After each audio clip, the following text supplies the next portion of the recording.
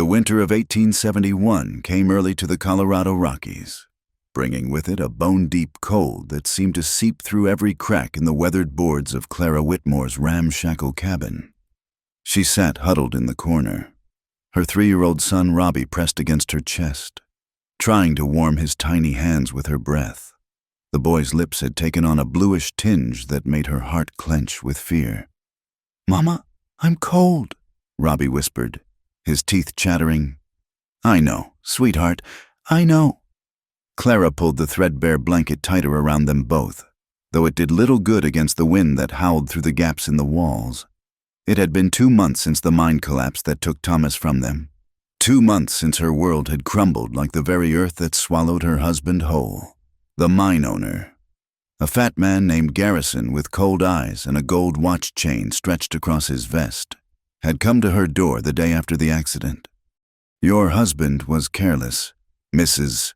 Whitmore," he'd said, not even removing his hat. "The collapse was his own doing. You'll get nothing from the company." She'd begged, pleaded, even gotten on her knees in the mud outside his office. But Garrison had simply stepped over her and climbed into his carriage. The other miners' wives had watched from their doorways, some with pity, others with something closer to satisfaction.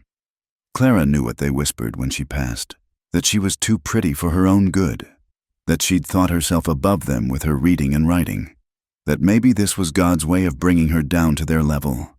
But it wasn't just pride or jealousy that kept them from helping. It was fear. In a mining town, bad luck was contagious. A widow with a child was a burden nobody wanted to shoulder, especially one who might remind their own husbands of the dangers that lurked beneath the earth every day. Clara looked down at Robbie's pale face and made her decision. They couldn't survive another night like this. Tomorrow, she would take their last possession, old Bessie, their milk cow, and try to trade her for shelter, food, anything that might keep them alive through the winter. The next morning dawned gray and bitter. Clara wrapped Robbie in every piece of clothing they owned, turning him into a small, waddling bundle. She tied a rope around Bessie's neck, though the cow seemed as reluctant to leave the shelter as she was. "Where are we going, Mama?" Robbie asked, his voice muffled by the scarf wrapped around his face. "To find somewhere warm," she said, forcing a smile he couldn't see. The first house they approached belonged to the Millers. Through the window, Clara could see Mrs. Miller kneading bread, her kitchen warm and inviting. She knocked, her knuckles raw from the cold. Mrs. Miller opened the door a crack. "Clara," she said, her tone flat. "Please, Mrs. Miller." "I have a good milk cow here. I'll trade her for just a corner of your barn to sleep in. We won't be any trouble. I promise. I can work, cleaning, cooking, anything." "My husband already said no." The woman's eyes darted nervously to the window. "You know how folks talk. We can't have—" "It wouldn't be proper. I'm sorry." The door closed with a definitive click. At the second house, old Mr. Hutchins didn't even let her finish. "Got no use for another cow and less use for another mouth to feed. Try elsewhere. Widow." The third house belonged to the Reverend Bailey. Surely, Clara thought, a man of God would show mercy. But the Reverend's wife answered the door, took one look at Clara's still pretty face despite the hardship, and shook her head. "The Reverend is quite busy with his congregation," she said coldly. "Perhaps you should seek help from your own family." "I don't have any family," Clara said quietly. "Then perhaps you should have thought of that before." The woman trailed off, but her meaning was clear. "Before you married beneath your station, before you came out here, before you became a burden." By the time they left the third house, the snow had begun to fall in earnest. Fat, heavy flakes that stuck to their clothes and made it hard to see more than a few feet ahead. Robbie had gone quiet, a bad sign. When Clara looked down, his eyes were closed, his little body limp in her arms. "Robbie, Robbie, wake up!" She shook him gently, panic rising in her throat. He stirred slightly but didn't open his eyes. They were lost now, she realized. She'd been so focused on keeping Robbie warm that she'd lost track of the path. The snow swirled around them, turning the world into a white void. Then, through the blizzard, she saw it, a small point of light, barely visible through the storm. A cabin, built into the side of the mountain itself, smoke rising from its chimney. Clara stumbled toward it, dragging Bessie behind her, Robbie a dead weight in her arms. She reached the door and pounded on it with her last strength. "Please," she called out. "Please, I have a child." The door opened, and Clara found herself looking up at the largest man she'd ever seen. He filled the doorframe, bearded and wild-looking, wearing a coat made of bear fur. His eyes, she noticed with the part of her mind that wasn't frozen with cold and fear, were gray as the winter sky. "Please," she said again, her voice barely a whisper now. "Take the cow. Just let us warm up. Just for tonight. The boy." The man, Jedediah Hartwell, though she didn't know his name yet, looked down at the half-frozen child in her arms. Without a word, he reached out and pulled them both inside, into the warmth and light of his cabin. The door closed behind them, shutting out the storm and, for the moment, the cruel world beyond. The warmth hit Clara like a physical force, making her legs buckle. The mountain man caught her elbow with one massive hand, steadying her while she clutched Robbie tighter. The cabin's interior was nothing like the sparse, cold places she'd known. Animal pelts covered the walls, their fur gleaming in the firelight. The air smelled of wood smoke, leather, and something wild she couldn't name. "The boy," the man said, his voice a low rumble. He gestured toward the fire. "Bring him here." Clara stumbled forward, kneeling on a thick bearskin rug before the hearth. Her frozen fingers fumbled with Robbie's wrappings until the man knelt beside her, his hand surprisingly gentle as he helped unwrap the child. "His name?" he asked, pressing 2 fingers to Robbie's neck, checking for a pulse. Robert, he's 3." The words tumbled out through chattering teeth. "Please, I have a cow outside. She's yours if you just—" "Hush." He was already moving, gathering blankets from a chest in the corner. "The cow can wait. The boy can't." Clara watched through tears she hadn't realized were falling as this stranger worked with practiced efficiency. He wrapped Robbie in thick wool blankets, then disappeared into what must be a back room, returning with a bottle of amber liquid. "Whiskey," he explained, seeing her expression. "Just a drop on his gums, then we rub some on his feet. Brings the blood back." "You know about children?" she asked, surprised. Something flickered across his weathered face. "I know about cold." He worked in silence, warming Robbie's small feet between his palms, then gently rubbing them with the whiskey. The sharp smell filled the cabin, mixing with the smoke. Clara found herself studying the man's face in the firelight, the deep lines around his eyes, the scar that ran through his left eyebrow, the way his mouth was set in a permanent frown, as if he'd forgotten how to smile. "There," he said finally, sitting back on his heels. "Color's coming back. He'll be hungry when he wakes." As if on cue, Robbie's eyelids fluttered. "Mama? I'm here, sweetheart." Clara pulled him into her arms, fresh tears flowing. "I'm right here." The man rose, moving to a pot hanging over the fire. "Venison stew," he said. "It's hot." Clara's stomach cramped at the smell. When had they last eaten a real meal? Yesterday? The day before? She couldn't remember. I should see to the cow," she said, though every muscle protested the thought of going back into the cold. "I'll do it." He was already pulling on his coat. "You eat. Feed the boy." Before she could protest, he was gone, the door closing softly behind him. Clara looked around the cabin properly for the first time. It was larger than it seemed from outside, with sturdy furniture that looked handmade. Books lined one wall, more books than she'd seen since leaving Missouri.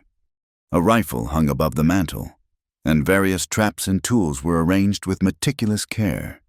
She ladled stew into 2 bowls she found on a shelf, the rich smell making her dizzy.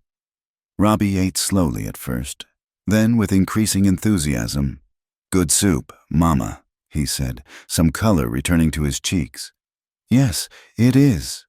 She took small sips of her own portion, her shrunken stomach protesting even as her body cried out for more. The door opened, bringing a swirl of snow and cold. The man entered, shaking snow from his coat. Cows in the lean-to with my mule, fed and watered. He hung his coat on a peg and turned to face them.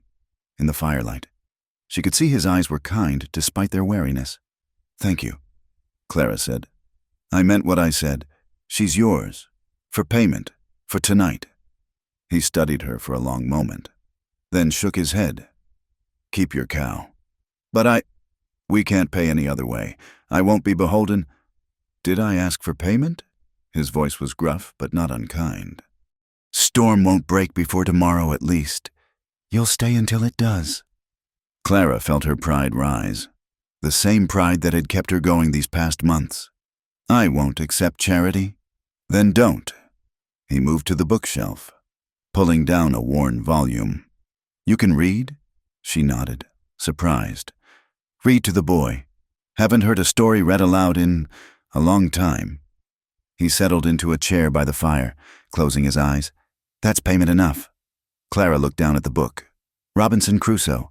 Then at Robbie, who was watching the big man with curious eyes. What's your name? Robbie asked suddenly, with a child's directness. The man opened one eye. Jed, Robbie repeated. Are you a mountain man? I suppose I am. Do you fight bears? A sound that might have been a chuckle escaped Jed's throat. Only when they started. Robbie's eyes went wide.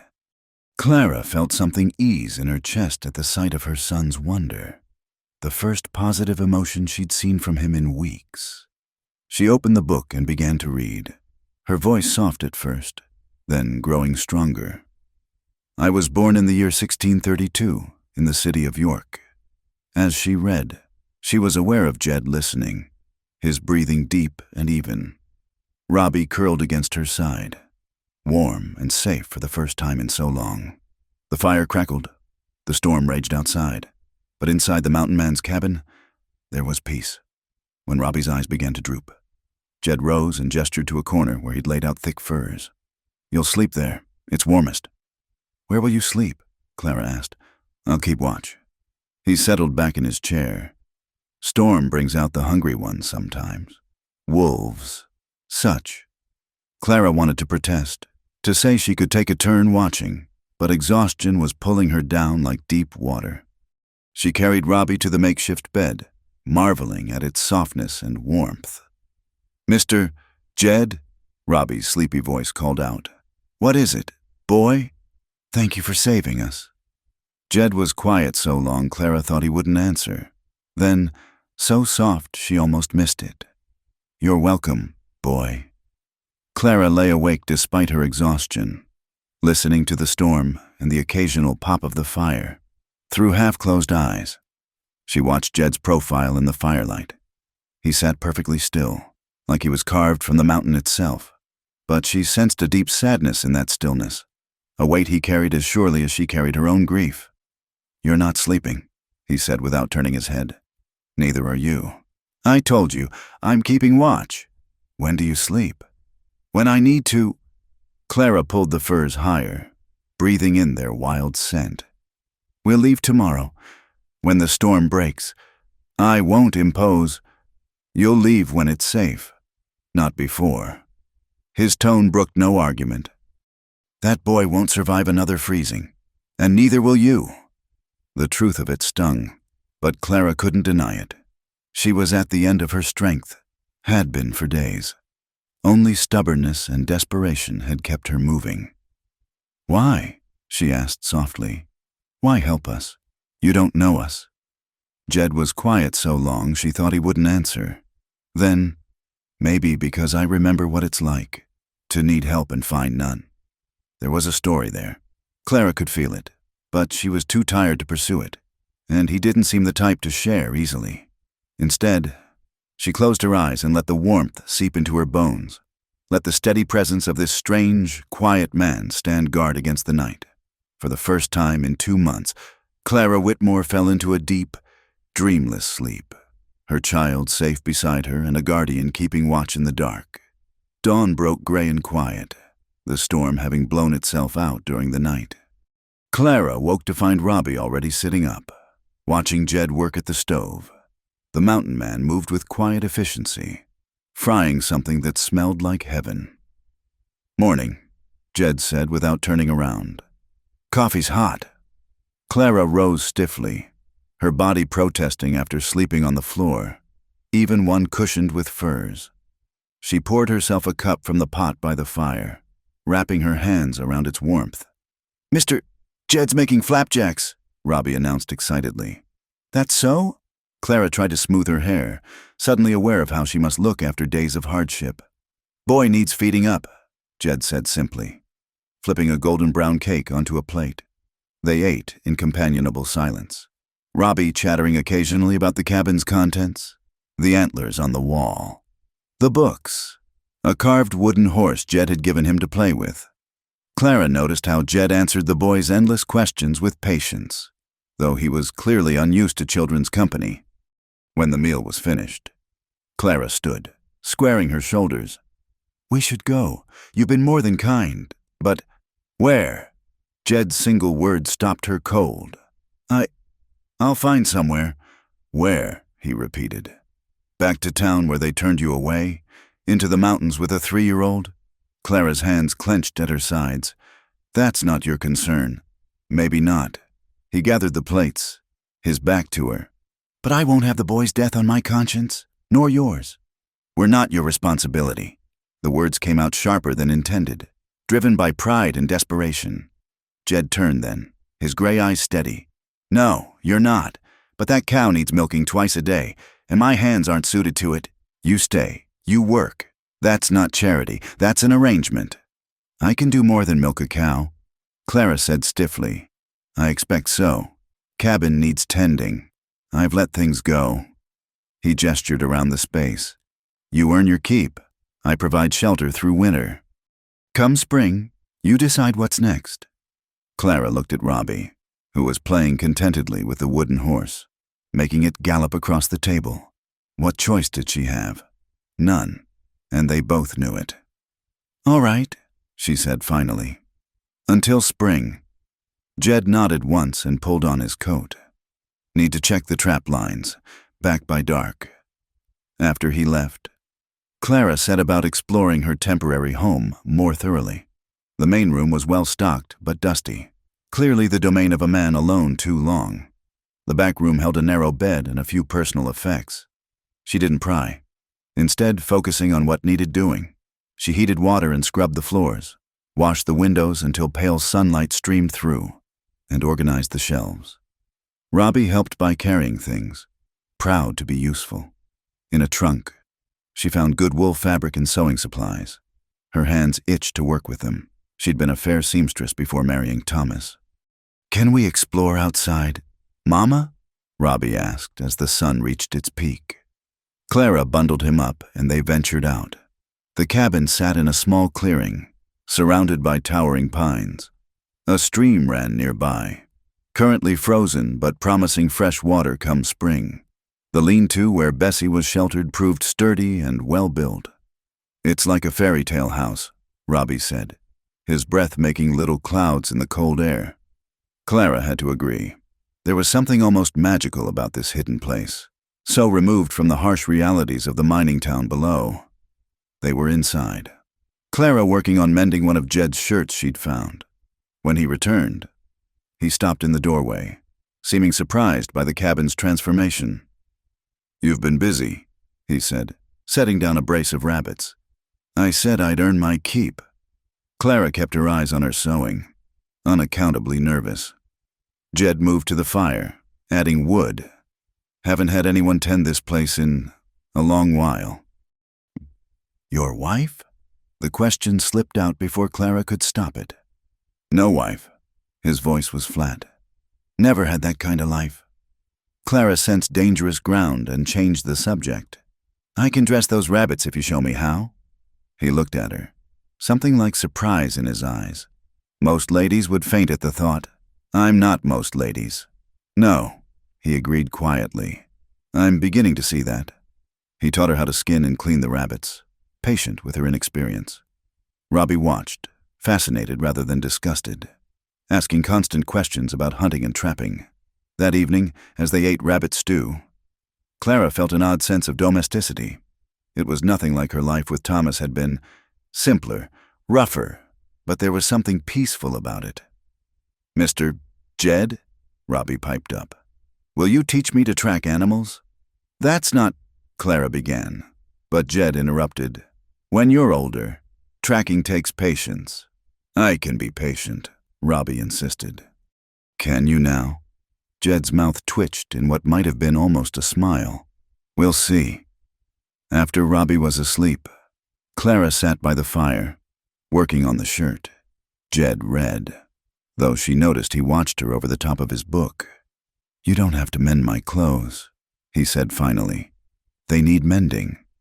She tied off a thread. "When's the last time someone looked after you?" He was quiet so long she thought he wouldn't answer. 7 years, he said finally. "Maybe 8. Clara looked up at him then, seeing the weight of loneliness in his weathered face. "That's a long time to be alone." "It is." He closed his book. "Sometimes a man doesn't deserve company. Everyone deserves company." "Not everyone." His voice was hard now, final. Clara wanted to argue, but sensed this was a boundary she shouldn't cross. Not yet. Instead, she folded the mended shirt and set it aside. "Thank you," she said softly, "for taking us in, for being kind to Robbie." "The boy's easy to be kind to." Jed stood, stretching. "He reminds me of what?" "Nothing, of nothing." He moved toward his room. "Bank the fire before you sleep." As his door closed, Clara sat alone in the flickering light, wondering what ghosts haunted this man who'd saved them. Outside, wind sighed through the pines, and somewhere in the distance, a wolf howled. But inside, they were warm and safe. And for now, that was enough. She checked on Robbie, smoothing his hair back from his forehead. He clutched the wooden horse even in sleep, a smile on his face. Whatever came next, at least he had this, a warm place to sleep, food in his belly, and a gentle giant who answered his endless questions with patience. Clara banked the fire as instructed and settled into her makeshift bed. Tomorrow would bring its own challenges, but tonight, she allowed herself to feel something she hadn't felt in months. Hope. Thin and fragile as spring ice, but hope nonetheless. In his room, unbeknownst to her, Jed lay awake staring at the ceiling, listening to the unfamiliar sounds of others breathing in his space. It had been so long since he'd been responsible for anyone but himself. The weight of it should have been unwelcome, but instead, he found an odd comfort in knowing they were there, the determined widow and her bright-eyed boy. Maybe, he thought as sleep finally claimed him, some weights were worth carrying. The week settled into a rhythm. Clara rose early to milk Bessie and prepare breakfast, while Jed checked his trap lines. Robbie followed the mountain man like a shadow whenever allowed, learning to identify animal tracks in the snow and different types of trees. The boy thrived in the mountain air, his cheeks rosy, his laughter ringing through the pines. It was on a supply run to town that Clara first heard the whispers about her protector. She'd gone to trade some of the pelts Jed had prepared, Robbie's hand firmly in hers. At Morrison's general store, conversation stopped when she entered. Mrs. Morrison, usually chatty, served her in tight-lipped silence.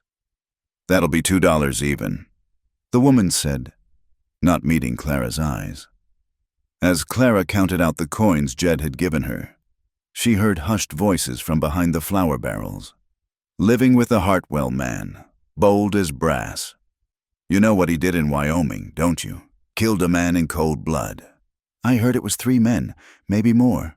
Violent temper, they say. Not right in the head since the war." Clara's hand stilled.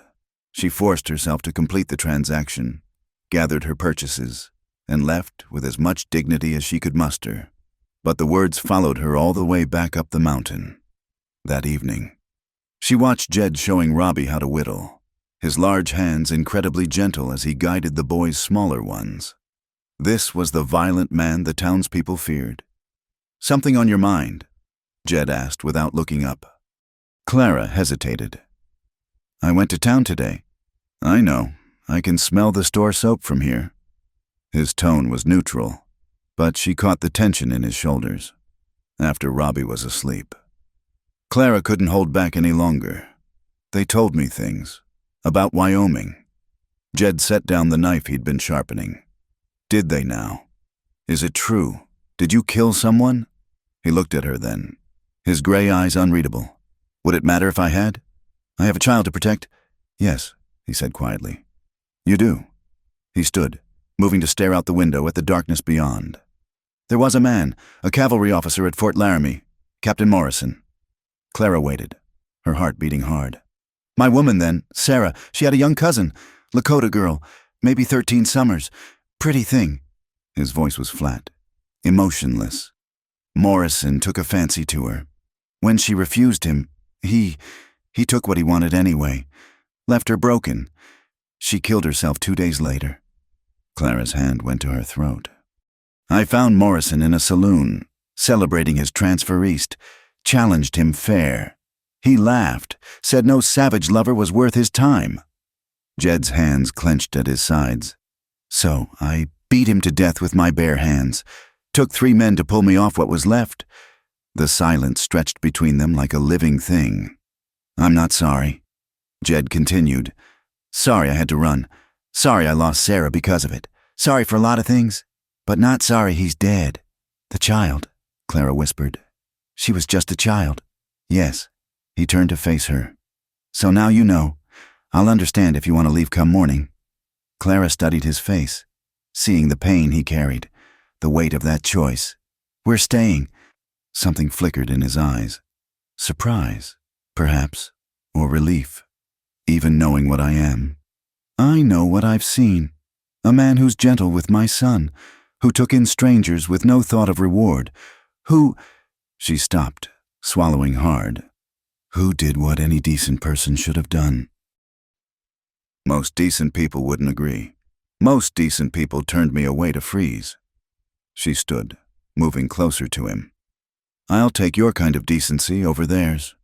He stared at her for a long moment, then nodded once and turned away. Best get some sleep. But sleep eluded Clara that night. She thought of Sarah, who'd loved this man enough to stay despite the danger. Of the young girl who'd had no one to protect her until it was too late. Of the choices people made and the prices they paid. The next morning brought fresh snow and a new ease between them. Jed seemed lighter somehow, as if sharing his burden had lessened it. He even smiled, actually smiled, when Robbie presented him with his first successful whittling attempt, a lopsided bird. They were gathering firewood that afternoon, Robbie running ahead to collect pine cones. When it happened, Clara heard the low growl first, then saw them 3 wolves, lean with winter hunger, circling her son. "Robbie, don't move!" she breathed, but terror had already frozen the boy in place. The lead wolf, massive and gray, stalked closer, lips pulled back from yellowed fangs. Clara grabbed a branch, knowing it was useless but unable to stand there and do nothing. Then Jed was there, appearing like a shadow between the wolves and the boy. He held his rifle but didn't raise it. Instead, he stood perfectly still, meeting the alpha's eyes. The wolf snarled, and Jed snarled back, a sound Clara wouldn't have believed could come from a human throat. For endless seconds, man and beast faced each other. Then, incredibly, the wolf backed down. With a sharp bark to its companions, it melted back into the forest. The pack followed, vanishing like smoke.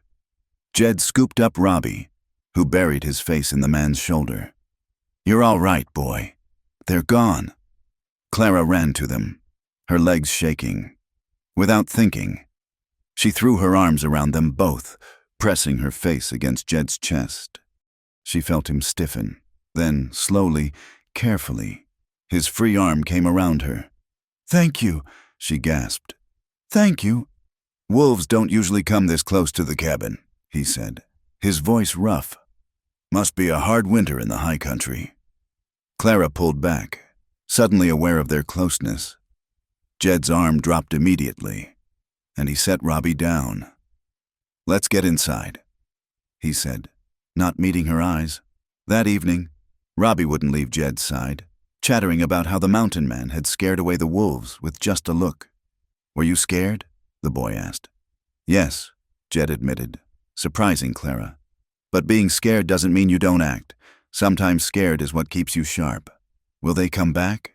Maybe, but we'll be ready if they do." After Robbie finally fell asleep, Clara found Jed on the porch despite the cold, staring out at the darkness. "You saved him," she said softly. "I was here, that's all." She moved to stand beside him. "Is that what you tell yourself about everything? That you were just there?" He glanced at her. "What else is there to tell? That you're a good man. That you've made this winter bearable when it should have been our end. That you—" She stopped, heat rising in her cheeks despite the cold. "Clara," he said, her name a warning. "I know," she whispered. "I know all the reasons why not, but I also know how you held us today. How safe I felt." He turned to face her fully then, his expression torn.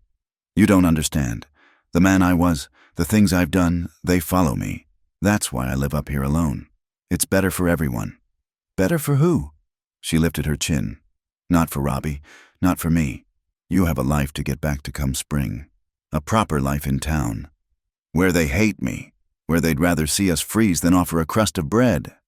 Clara laughed bitterly. "What life is that?" Jed reached out, his fingers ghosting along her cheek before dropping. "You deserve better than a wanted man with blood on his hands. And you deserve better than 7 years alone on a mountain." She caught his hand, holding it tight. "We're both broken. Jed, maybe that's why we fit." He stared at their joined hands as if he'd never seen such a thing before. Then, slowly, he pulled away. "It's late. Go inside before you freeze." Clara went, but not before pressing a kiss to his weathered cheek. She felt him tremble, heard his sharp intake of breath, but he didn't move, didn't speak, inside. She banked the fire and checked on Robbie, her lips still tingling from that brief contact with Jed's skin. Outside, she knew he still stood guard, watching the darkness for threats that might never come. Or perhaps, she thought as sleep finally took her, watching for the threats that came from within, the loneliness that could drive a man to reach for warmth he believed he didn't deserve, the hope that could make him believe he might be worth saving after all. The fever came on fast. One moment Robbie was playing with his wooden horse. The next, he was burning up in Clara's arms, his small body shaking with chills. "Jed!" Clara's voice cracked with panic as she held her son. "Something's wrong." Jed was beside them in an instant, his hand on Robbie's forehead. The grim set of his mouth told Clara everything she needed to know. "Mountain fever," he said quietly. "Seen it before." "What do we do?" Clara clutched Robbie tighter, as if she could hold him to this world through will alone. "Willow bark tea, cold compresses. Keep him warm, but not too warm." Jed was already moving, gathering supplies, and pray. For 2 days and nights, they fought the fever. Clara never left Robbie's side, spooning tea between his cracked lips, singing the lullabies her own mother had sung. Jed kept the fire steady, melted snow for fresh water, and sat with them through the long, dark hours. On the second night, Robbie's breathing grew labored. His skin had taken on a gray cast that terrified Clara more than the fever. "He needs medicine," she said desperately. "Real medicine. From town." Jed nodded, already reaching for his coat. "Doc Morrison keeps laudanum and quinine. Might help." "But the snow." Clara looked out at the blizzard raging beyond the windows. "I'll make it. Your horse is old. In this weather, then I'll be careful." He pulled on his boots, his movements efficient. "Keep him warm. Don't let the fever spike." Clara caught his arm. "Jed, if something happens to you—" "Nothing will happen." He covered her hand with his. "I'll be back by dawn." But dawn came with no sign of him. Clara held Robbie, whispering prayers and promises, anything to keep him breathing. The boy's fever had broken but left him weak. Too weak. Each breath seemed an effort. "Where's Mr. Jed?" Robbie whispered, his voice barely audible. "He'll be here soon, sweetheart. He went to get you medicine. Is he coming back?" "Of course he is." Clara forced a smile. "He promised." The sun was high when she finally heard footsteps on the porch. The door burst open and Jed stumbled in, covered in ice and blood, his face gray with exhaustion. In his hand, he clutched a small bottle. "Jed!" Clara laid Robbie down gently and rushed to him. "You're hurt." Horse went down a mile out. His words came in gasps. "Had to walk. Wolves found me. Fought them off." He pressed the bottle into her hands. "Give him 2 drops. No more." Clara's hands shook as she measured the medicine. Behind her, she heard Jed collapse into a chair, breathing hard. When she turned back after giving Robbie the laudanum, she gasped. Jed's back was torn, blood seeping through his shredded coat. "Dear God." She knelt beside him. "Let me see." "The boy first," he said stubbornly. "The boy has his medicine. Now let me help you." Too exhausted to argue, Jed let her help him out of his coat. The wounds weren't deep, but there were many of them, claw marks across his shoulders and back. Clara heated water, found the whiskey, and set to work cleaning them. "This will hurt," she warned. "Can't hurt more than getting them." But he hissed through his teeth when the alcohol hit the wounds, his hands clenching the chair arms. Clara worked as gently as she could, tears running down her face. "Why are you crying?" he asked. "I'm the one being tortured." "You could have died." Her voice broke. "You sold your horse, didn't you, to pay for the medicine?" Horse was old anyway. "That horse was your companion. You're way off this mountain." She wrapped clean bandages around his torso. "And the knife? Your brother's knife?" Jed was quiet. Then, "Doc wanted more than I had. The knife made up the difference." "Oh, Jed." Clara rested her forehead against his shoulder. "Why?" "You know why." His voice was rough. "That boy, he matters. You both do." Clara lifted her head to look at him, this man who'd given everything he had for them. His face was lined with pain and exhaustion, but his gray eyes were clear, steady on hers. "I can't lose another child to these mountains," he said quietly. "Another? My brother, not my blood brother, but might as well have been. A Arapaho boy named Small Eagle. Took sick one winter when we were young. I was supposed to watch him while the elders went for medicine." His jaw tightened. "I fell asleep. He wandered out into the storm, fevered and confused. Found him 3 days later. Frozen." Clara's heart broke for the boy he'd been, carrying that guilt all these years. "You were a child yourself, old enough to fail someone who depended on me." He looked toward where Robbie lay sleeping. "Couldn't fail again." "You didn't fail. You saved him." Clara cupped his face in her hands. "You saved us both." Something shifted in his expression. A wall finally crumbling. "Clara, Mama?" Robbie's weak voice interrupted. "Is Mr. Jed back?" "I'm here, boy," Jed called, struggling to his feet despite Clara's protests. He moved to kneel beside the child. "How you feeling?" "Tired." Robbie's eyes focused with effort. "Did you fight wolves?" "A few." "Did you win?"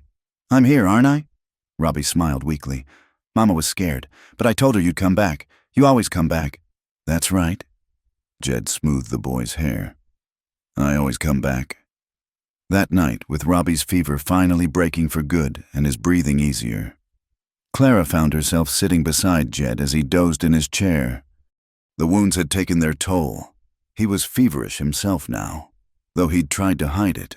She studied his face in the firelight, the strong jaw, the lines carved by weather and hardship, the surprising gentleness in his features when sleep eased the perpetual wariness. This man had walked through a blizzard, fought wolves, sold everything he owned, all for a boy who wasn't his. "Don't look at me like that," he murmured without opening his eyes. "Like what?" "Like I'm something I'm not." "And what are you?" He opened his eyes then, meeting hers. "A fool who'd do it again in a heartbeat." Clara leaned forward and kissed him. It wasn't gentle, it was desperate, grateful, full of all the fear and relief of the past days. Jed's hand came up to tangle in her hair, pulling her closer, and for a moment they were just two people who'd found each other against all odds. When they broke apart, both breathing hard, Jed rested his forehead against hers. "This is dangerous," he whispered. "What we're starting here. Everything's dangerous." Clara's voice was fierce. "Living is dangerous, but I'd rather face it with you than alone." "You don't know what you're saying. Come spring, ask me to stay." The words tumbled out before she could stop them. "When spring comes, ask me to stay." Jed pulled back to look at her, his expression raw. "And if I can't give you the life you deserve, then give me the life we can build together. That's all I want." He studied her face, as if memorizing it. Then, slowly, he nodded. "Spring's a long way off." "Yes," Clara agreed, settling back beside him. Their hands linked. "It is." Outside, the wind howled and snow continued to fall. But inside the cabin, three souls who'd found each other in the wilderness held tight against the storm. Robbie slept peacefully, the medicine and Jed's sacrifice working their healing magic. And by the fire, two broken people sat together, no longer pretending they weren't already home. The trouble started with whispers in town, as winter slowly gave way to early spring. Clara's trips for supplies became increasingly uncomfortable. Women pulled their skirts aside when she passed. Men stared openly, some with contempt, others with something worse. "Living in sin with that killer," she heard Mrs. Bailey hiss to her companion outside the church. "Bold as brass, parading that poor child around." Clara held her head high, but the words stung. Worse were the looks from some of the men calculating gazes that made her skin crawl. It was Amos Pike who finally gave voice to what others were thinking. She encountered him at Morrison's store, his bulk blocking her path to the counter. "Mrs. Whitmore," he said, tipping his hat mockingly. "Or should I say, the widow Whitmore. Heard you've taken up residence with the hermit. My living arrangements are none of your concern. Mr. Pike." Clara tried to step around him, but he moved to block her again. "Oh, but they are. You see, that land Hartwell's squatting on, that's valuable property. Man could make a fortune if he knew what was under those hills." "I don't know what you're talking about." Pike leaned closer, his breath sour with tobacco. "Gold, Mrs. Whitmore. My surveyor found signs of a rich vein running right through that mountain. Now, Hartwell's got no legal claim. He's just a squatter. But a businessman like myself, well, I could make us all rich." I said, "It's none of my concern." "Could be, though." His eyes traveled over her in a way that made her feel dirty. "Pretty woman like you could be very persuasive. Convince Hartwell to sell, and I'd make it worth your while. Set you up proper in town, away from that killer." Clara's hand tightened on her basket. "Good day, Mr. Pike." She pushed past him, but his parting words followed her. "Think about it, widow. Think about your boy's future." That evening, Clara was distracted as she prepared supper. Jed noticed. Of course, he'd developed an uncanny ability to read her moods over the winter months. "What happened in town?" he asked quietly after Robbie had gone to play. Clara hesitated, then told him about Pike. Jed's expression darkened with each word. "He's been sniffing around for years." Jed said, "I've got no legal claim, that's true, but this has been my home for 7 years. I've earned it with sweat and solitude. Is there really gold? Maybe, probably. These mountains are full of it." He shrugged. "Never mattered to me. Gold brings nothing but greed and death." That night, Clara lay awake thinking about Pike's offer. Not that she'd ever betrayed Jed, but the man's words about Robbie's future gnawed at her. What kind of life could her son have here? Isolated from other children, marked by association with a wanted man. She must have dozed, because she woke to the sound of horses outside. Multiple horses. Jed was already up, rifle in hand. "Stay inside," he ordered. But Clara was already at the window. 3 men sat their horses in the yard, Pike among them. The other two were hard-looking men with guns prominently displayed. Jed stepped onto the porch. "Pike, you're on my land. That's where you're wrong. Hartwell." Pike dismounted, pulling a paper from his coat. "Got a legal claim here, filed proper in Denver. This land's mine now. A paper doesn't make it so." "No, but the law does. And these gentlemen here represent the law." Pike gestured to his companions. "This is Mr. Stone and Mr. Richards. They're here to ensure a peaceful transition. The only transition will be you leaving. Now." Stone, the taller of the two gunmen, spoke up. "Now, let's not be hasty. Mister, Pike's made you a fair offer. Take the money and go. Find yourself another mountain." "I've got no interest in Pike's money. What about the woman?" Richards grinned, showing yellowed teeth. "She got no interest either? Seems a shame, keeping a pretty thing like that cooped up here. Maybe she'd like to hear Mr. Pike's offer herself." The rifle in Jed's hands shifted slightly. "You'll leave her out of this." "Touchy, ain't he?" Stone laughed. "What's wrong, mountain man? Afraid she might like what she hears?" Clara had heard enough. Despite Jed's orders, she stepped onto the porch. Robbie held protectively behind her. "I've already heard Mr. Pike's offer," she said clearly, "and I've no interest in it or him." Pike's face reddened. "You're making a mistake, woman. When the law comes to enforce this claim—" "What law?" Clara interrupted. "The law that says you can steal a man's home because you have money and he doesn't? The law that turned me away to freeze when I was widowed? I've seen your law, Mr. Pike. It's no law at all. Big words from Hartwell's whore." Richard sneered.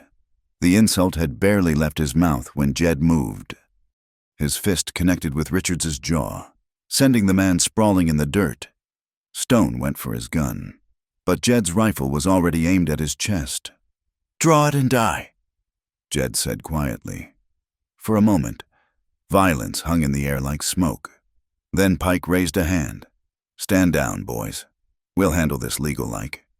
He looked at Jed. "You've got 1 week to reconsider. After that, well, accidents happen in these mountains.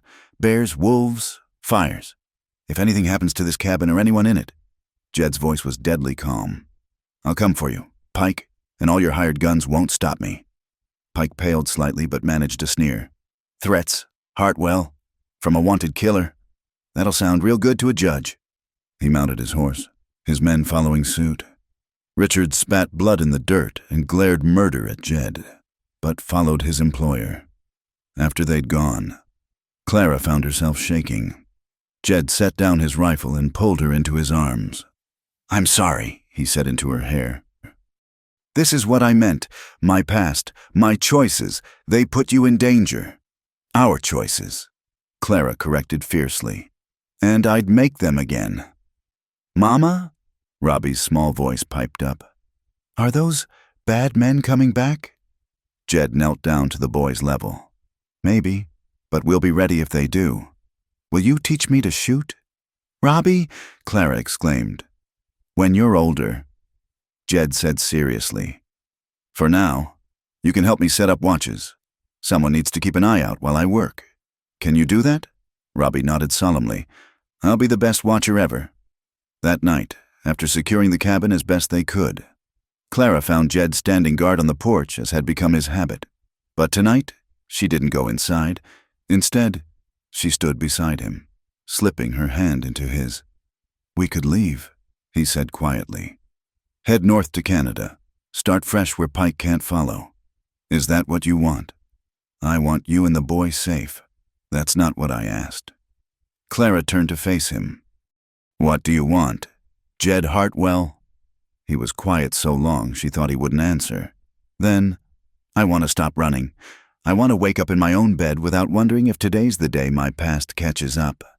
I want—" He looked down at her, his eyes vulnerable. "I want to marry you proper. Give Robbie my name. If you'll have me, build something that lasts." Clara's heart swelled. "Yes. Just like that? Just like that." She reached up to touch his scarred cheek. "I told you before, we fit, broken pieces and all. They'll come back." Clara, Pike won't give up easy. Then we'll face them. Together. She stood on her toes to kiss him. No more running. Jed, this is our home. Let them try to take it. In the distance, a wolf howled. But tonight, it didn't sound like a threat. It sounded like a promise. The mountains were wild. Yes, but they protected their own. And Clara Whitmore, soon to be Hartwell, had become one of their own, as had the boy who slept peacefully inside, dreaming of the day he'd be big enough to stand guard beside the man he'd started calling Pa in his heart, and the man himself, who'd lived so long in solitude he'd forgotten what it meant to have something worth fighting for. Now he remembered, and God help anyone who tried to take it from him. The attack came on the fourth night, just as Jed had predicted. Clara woke to the smell of smoke and Jed's urgent hand on her shoulder. "They're here," he said quietly. "Take Robbie to the root cellar. Stay there no matter what you hear." "Jed, go!" His voice brooked no argument. Clara scooped up Robbie, still drowsy with sleep, and rushed to the root cellar they'd prepared. As she pulled the heavy door closed, she heard the first gunshot. "Mama, what's happening?" Robbie whispered. "Shh, sweetheart. We need to be very quiet." Through the cellar's air vent, she could hear voices outside, Pike's men, spreading out around the cabin. Then Jed's voice, calm and steady. "Turn around now, and you might live to see morning." Laughter answered him. 3 against 1, mountain man. "And we've got torches. Come out peaceful-like, and we'll make it quick." "I gave you a chance." Jed replied. The night exploded into violence.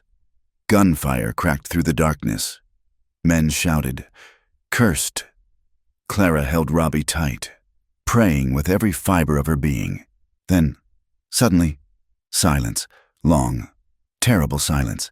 "Stay here," Clara whispered to Robbie. "No matter what." She pushed open the cellar door. Her husband's old pistol clutched in her hand. The yard was lit by a dropped torch, showing 2 bodies sprawled in the dirt, Stone and Richards. But where was... "Looking for me, widow?" Clara spun to find Pike emerging from the shadows, his gun trained on her. His fine coat was torn, and blood trickled from a gash on his forehead. "Where's Jed?" she demanded. "Concerned about your killer?" Pike laughed harshly. "He's around back. Put up quite a fight before Stone got him. But don't worry, you won't be lonely long." "You're making a mistake," Clara said, surprising herself with her steady voice. "Kill us, and you'll hang for it." "Kill you?" Pike's smile was ugly. "Who said anything about killing? Tragic fire, though these old cabins, they go up so fast. And that hermit, everyone knows he was careless with his lanterns." He stepped closer, and Clara raised the pistol. Pike just laughed. "You even know how to use that thing? Doubt you've ever fired a gun in your life." "There's always a first time." Clara said, "Is there now?" He took another step. "Go ahead then. Shoot me. But you better kill me clean, because if you don't..."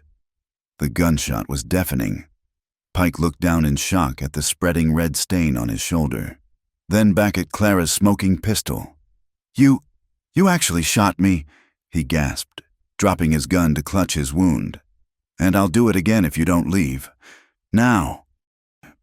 Pike staggered backward, his face contorting with rage and pain. "You'll pay for this, both of you.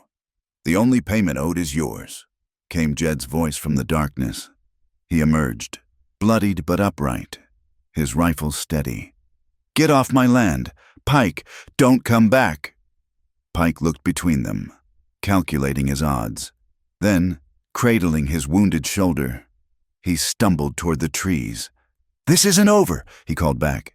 "You hear me? This isn't over." As soon as he was gone, Jed sagged against the cabin wall. Clara rushed to him, seeing the dark stain spreading across his shirt. "You're hurt," she breathed. "Stone got me good," he admitted. "But I've had worse." "Mama?" Robbie's scared voice called from the cellar.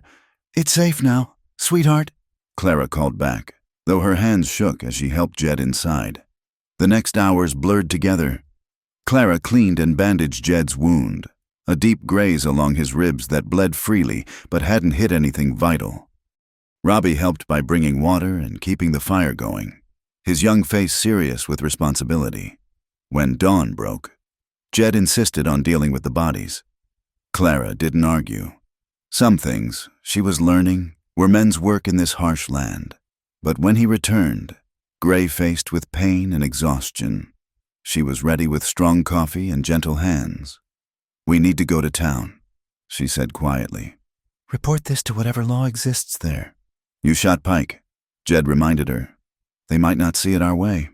Let them try to prove otherwise." Clara's chin lifted. "I defended my home and family. Any decent person would understand that." To their surprise, the town's reception was different this time. News of Pike's night raid had somehow preceded them. The sheriff, a grizzled man named Cooper, listened to their account with surprising sympathy. "Pike's been throwing his weight around for too long," Cooper said.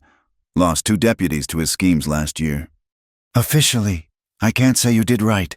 Unofficially," he spat tobacco juice into a brass spittoon. "Man defends his home. That's his right." Even more surprising were the nods from some of the townspeople. Mrs. Morrison slipped Clara a jar of preserves for the boy. The blacksmith offered to shoe their mule for free. It seemed Pike had made more enemies than friends with his bullying ways. It was Doc Morrison who delivered the final news. "Pike lit out for Denver this morning, swearing revenge, but his arm's infected bad. Doubt he'll be back anytime soon, if ever." As they prepared to leave town, Clara noticed Reverend Bailey approaching. She tensed, remembering his wife's cold rejection months ago. "Mrs. Whitmore," he said, removing his hat. "I owe you an apology.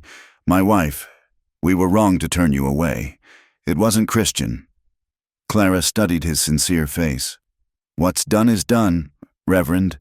Perhaps, but if you and Mr.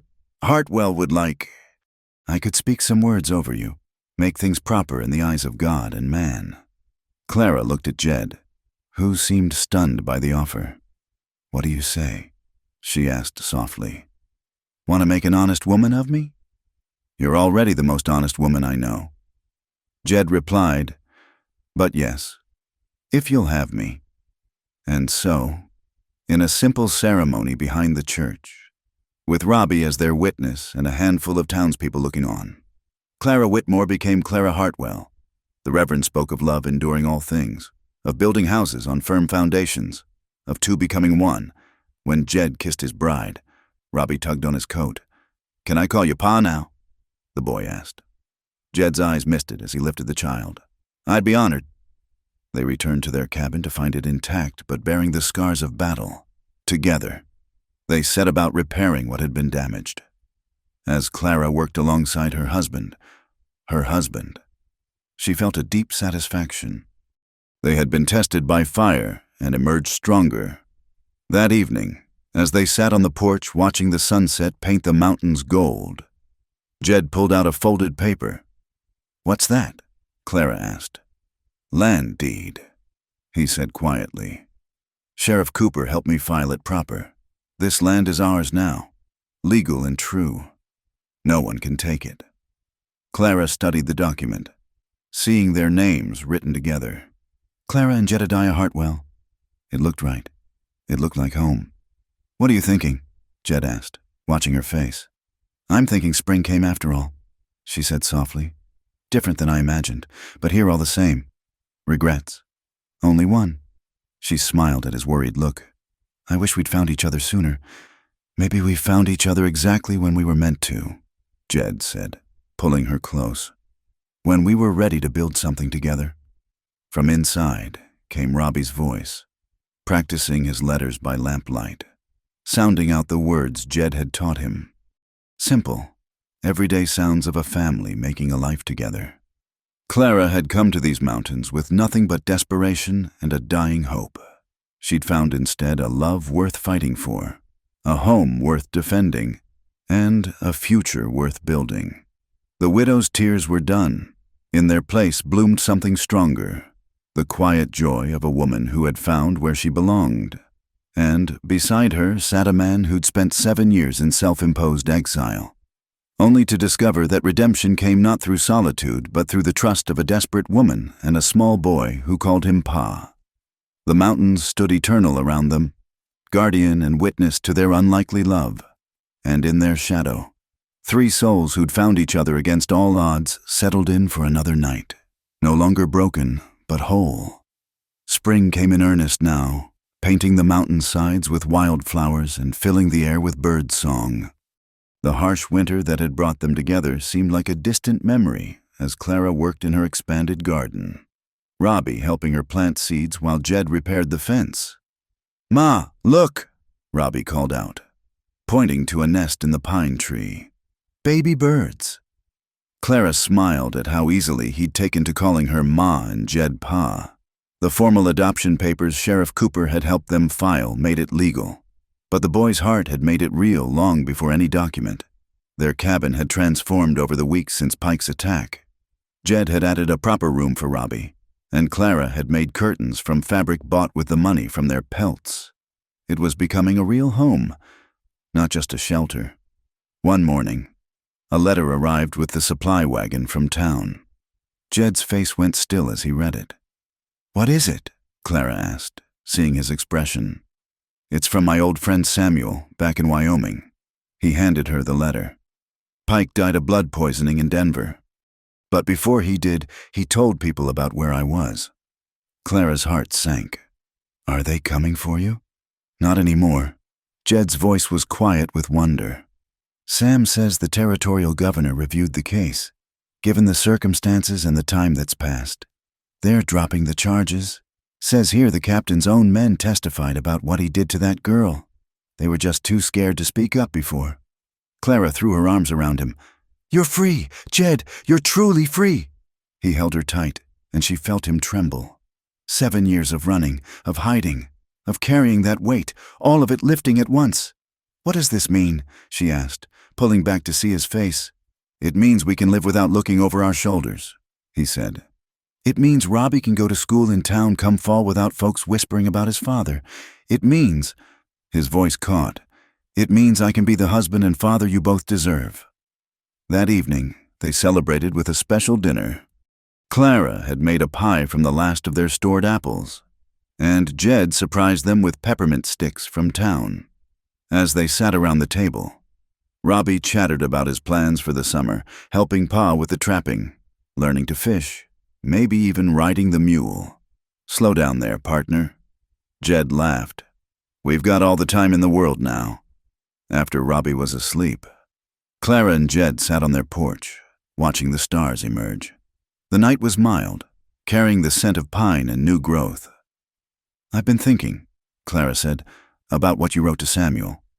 She'd seen the letter he'd sent in reply to his friend, particularly one line that had made her heart swell. "I placed my last dollar on a woman who said she wasn't worth it, but now I know I was the one who was saved." "It's the truth," Jed said simply. "Before you and Robbie, I was just existing, going through the motions of living without really being alive. We saved each other." Clara corrected. "That's what love does. It saves us from ourselves." Jed pulled out something from his pocket, a simple gold ring. "I know I already married you, but I wanted you to have this. Had the blacksmith make it from a nugget I found years ago. Never thought I'd have use for gold, but—" Clara held out her hand, tears pricking her eyes as he slipped the ring on her finger. "It's perfect. I love you, Clara Hartwell," he said, the words coming easier now. "Thank you for seeing something in me worth saving. I love you too, Jedediah Hartwell. Thank you for giving us a home." Summer passed in a blur of contentment. The garden flourished under Clara's care. Robbie grew brown and strong, following Jed on his shorter trap runs and learning the ways of the mountain. Clara often found them by the stream, Jed teaching the boy to read animal signs or identify plants. In town, their reception continued to warm. Clara joined the church's quilting circle, finding unexpected friendship among women who'd once shunned her. Jed's woodworking skills were in demand, and he began taking orders for furniture. One August day, as Clara was hanging laundry, she saw riders approaching. Her hand went automatically to the rifle by the door. But Jed called out, "It's all right, I recognize them." 3 men dismounted, weathered, capable-looking men who greeted Jed with obvious affection. "Clara, these are friends from the old days," Jed said, Sam Tucker, Will Morrison, and James Black Crow. Ma'am, Sam tipped his hat. We've heard a lot about you. Man who could tame Jed Hartwell must be something special. Nobody tamed anybody, Clara said firmly. We just found where we belonged. The men stayed for dinner, filling the cabin with laughter and stories. Robbie was entranced, especially by James Black Crow, who taught him a few words in Arapaho. You've done well, brother, James said quietly to Jed as they stood outside after dinner. The boy who lost Small Eagle would be proud of the man who saved this family. They saved themselves. Jed replied, I just gave them a place to do it, and they gave you a reason to stop punishing yourself. James clasped his shoulder. The ancestors smile on this union.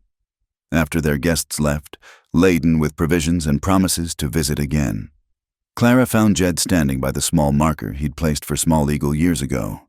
She slipped her hand into his. He would have loved Robbie, Jed said softly, and Robbie would have loved him. Clara replied, We'll tell him the story when he's older, about the boy who still lives in your heart. As autumn approached, they prepared for another winter, but this time without fear. The root cellar was full, wood was stacked high, and the cabin was snug and warm. Robbie had started learning his letters in earnest, preparing for school. One evening, as the first snow began to fall, Clara stood at the window watching Jed and Robbie build a snowman. Her hand rested on her still flat belly, holding the secret she'd share with Jed tonight that come spring, their family would grow by one more. She thought back to that desperate night when she'd pounded on a stranger's door, convinced she was worth nothing, that her life was over. How wrong she'd been. Life hadn't ended that night. It had begun. Thank you, she whispered to the mountains, to God, to whatever force had guided her to that door. Inside her, new life grew, nurtured by love that had transformed 3 broken people into a family. Outside, her husband lifted their son onto his shoulders, both of them laughing as snow dusted their faces. Simple moments, precious beyond measure. The widow who'd wept that she wasn't worth a last dollar had discovered she was worth everything to the man who'd given it. And he, in turn, had learned that the greatest treasures weren't found in mountain streams, but in the hearts that chose to make their stand together. As darkness fell and her family came inside, stomping snow from their boots and calling for hot cocoa, Clara touched the glass one more time. Somewhere out there, other desperate souls were struggling through their own winters. She prayed they'd find what she had, not just shelter from the storm, but the warmth of belonging, the strength of being chosen, and the joy of choosing in return. The mountains stood eternal watch, keepers of countless stories, but none, Clara thought as she turned to embrace her family, more precious than this, of how the last dollar became the first day of everything that mattered, in the warmth of their cabin, surrounded by love that had conquered death and despair. The Hartwell family settled in for another night. Not an ending, but a continuation of the greatest adventure of all, building a life together, one precious day at a time. Thank you so much for joining us around the Wild West Campfire for this touching tale of love, sacrifice, and redemption in the Colorado Rockies. I'd love to know where in the world you're listening to this story. Please share your location in the comments below so we can connect with fellow listeners from around the globe. If this story touched your heart, please consider subscribing to the Wild West Campfire channel for more authentic tales from the American frontier. Share your thoughts about Clara and Jed's journey in the comments. What part of their story resonated most with you? Until we meet again around the campfire, may you find your own mountain to call home.